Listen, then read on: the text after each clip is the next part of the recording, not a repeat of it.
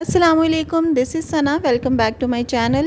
तो जनाब, आज का व्लॉग आप लोगों के लिए कुकिंग के साथ साथ किचन के टिप्स के हवाले से बहुत इंपॉर्टेंट होने वाला है। इन छोटे छोटे सलीकों को अपना कर आप किचन में अपना काफ़ी टाइम सेव कर सकते हैं। देखने में तो ये सलीके बहुत छोटे छोटे से लगते हैं, लेकिन जब आप इनको अपनाते हैं तो काफ़ी टाइम आपका किचन में सेव हो जाता है। और इसके अलावा आज आप लोगों के साथ बीफ कबाब की बहुत ज़बरदस्त और बहुत ही आसान सी रेसिपी शेयर करूंगी और साथ साथ किचन के रूटीन के काम करेंगे। तो सबसे पहले स्टार्ट करते हैं ग्रोसरी से। मैं चली गई थी ग्रोसरी करने। कुछ चीज़ें थी जो ख़त्म हुई हुई थी, तो पूरे मंथ की ग्रोसरी नहीं है ये। आजकल मेरा बस कुछ ऐसे ही चल रहा है कि मंथ के एंड पे जो है मैं ग्रोसरी नहीं करती हूँ। बीच में कुछ ख़त्म हो जाता है तो हाफ़ चीज़ें पहले ले आती हूँ और बाकी बाद में ले आती हूँ। तो ये इस तरह से सर्कल चल रहा है आजकल। तो बस ये कुछ चीज़ें थीं जो मैंने ले ली थीं और ज़्यादातर चीज़ें इसमें किचन की ही थीं, क्योंकि यही चीज़ें होती हैं जो डेली बेसिस पे चाहिए भी होती हैं और ख़त्म भी जल्दी होती हैं। और ये सारी चीज़ें मैं पंजाब कैश एंड कैरी से लेकर आई थी, क्योंकि इनकी चीज़ें काफ़ी अच्छी होती हैं। जो अरफा फूड्स हैं, इनके सारे आइटम्स बहुत ज़बरदस्त होते हैं, फ्रेश होते हैं। और मेरी दालें और ड्राई मसाले ख़त्म हुए थे और इसके अलावा चीनी और चावल भी बिल्कुल ख़त्म थे। तो मैंने सोचा कि मंथ के मिड में ही मैं ये चीज़ें ले आती हूँ, फिर बाद में नहीं लेनी पड़ेंगी। और इसके अलावा बेसन था और बच्चों की कुछ चीज़ें थीं। और मैं कैश एंड कैरी पे ही जाना प्रेफर करती हूँ, क्योंकि अंडर वन रूफ़ आपको हर चीज़ मैसर होती है, हर चीज़ अवेलेबल होती है और आराम से हम अपनी चीज़ें ग्रोसरी कर सकते हैं। क्योंकि सब्ज़ी भी मैं कम कम ही लेती हूँ। अगर प्याज और आलू ज़्यादा रखे रहें तो वो मेरे तो ख़राब हो जाते हैं, और इसलिए मैं बस थोड़ी थोड़ी ही चीज़ें लेकर आती हूँ। क्योंकि चीज़ें जब ख़राब होती हैं, कोई भी चीज़ थोड़ी सी भी क्वांटिटी में ख़राब होती है तो उसको जब डिस्कार्ड करते हैं तो बड़ा दुख होता है। तो इसलिए चीज़ें मैं वही लेकर आती हूँ कि जो ख़राब ना हो, क्वांटिटी कम ही रखती हूँ।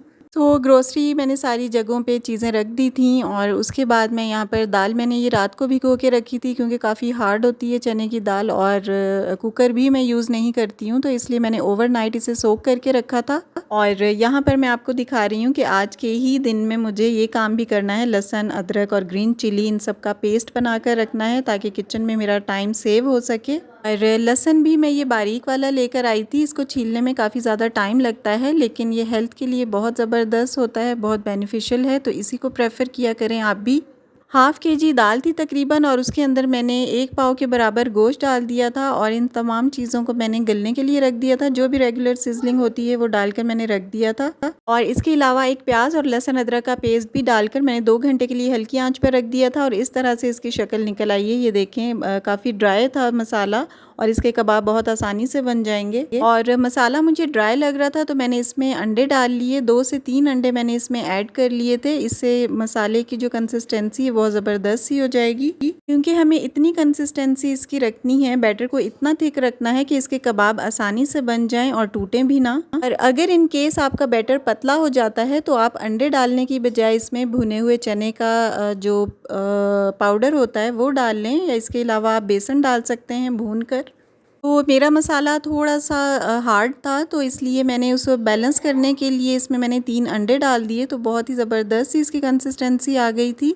जितना हमें बैटर थिक चाहिए उतना मैंने बना लिया था और इस तरह से मैंने इसके 1 बाय 1 देखें कबाब बना कर रख लिए थे।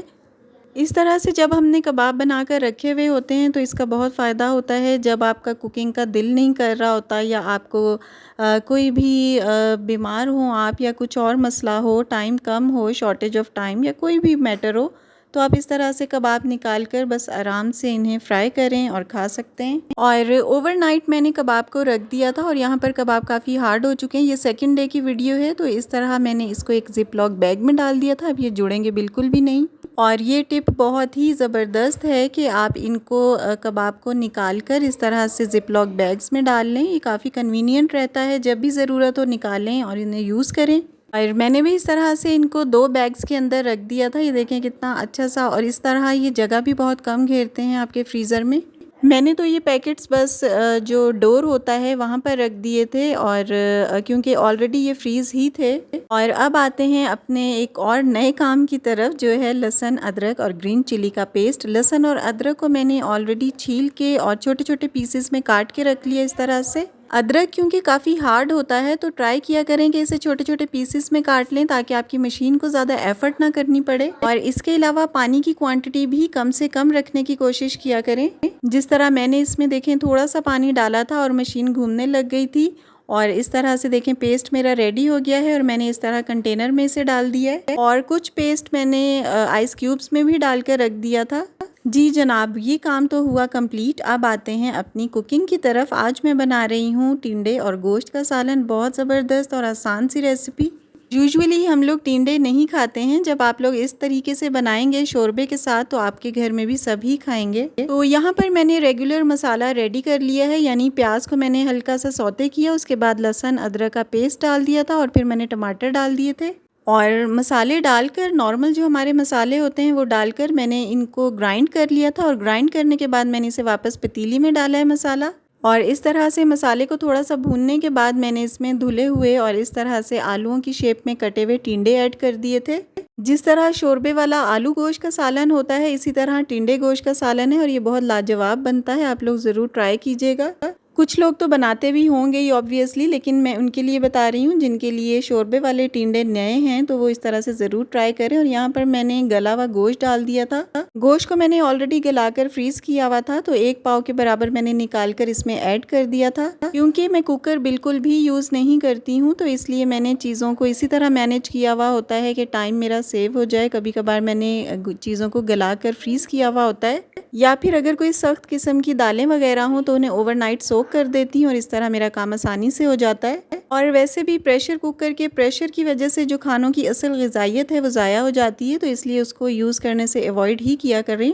और यहाँ पर ज़बरदस्त सा टिंडे गोश्त का सालन रेडी हो गया है। आप लोग इस तरीके से एक दफ़ा ज़रूर ट्राई कीजिएगा। सो जनाब, किचन के काम मेरे हो गए थे ऑलमोस्ट कंप्लीट। बिल्कुल कंप्लीटली ख़त्म नहीं हुए थे। अभी रोटियां वगैरह और बाकी जो बर्तन वगैरह धोना, किचन साफ़ करना आफ्टर कुकिंग, वो सब मेरा रहता है। और इसी ड्यूरेशन में मेरे कपड़े धुल चुके थे तो कपड़े निकाल कर मैंने टेरेस में फैला दिए थे क्योंकि बारिश हुई थी और काफ़ी मौसम अच्छा भी है। लेकिन कपड़े बिल्कुल भी जल्दी ड्राई नहीं होते इस मौसम में क्योंकि ह्यूमिडिटी इतनी ज़्यादा है, इसकी वजह से कपड़े ड्राई होने में काफ़ी टाइम लेते हैं। तो इस तरह से मैंने कपड़े यहाँ पर फैला दिए थे और साथ साथ में देखें मौसम कितना ज़बरदस्त है। मौसम का नज़ारा करने के लिए मैं यहीं पे खड़ी हो गई थी। और इसके साथ ही वीडियो ख़त्म होती है। अच्छी लगी हो तो ज़रूर लाइक कीजिए, चैनल पर नहीं हो तो सब्सक्राइब करें। अल्लाह हाफिज़।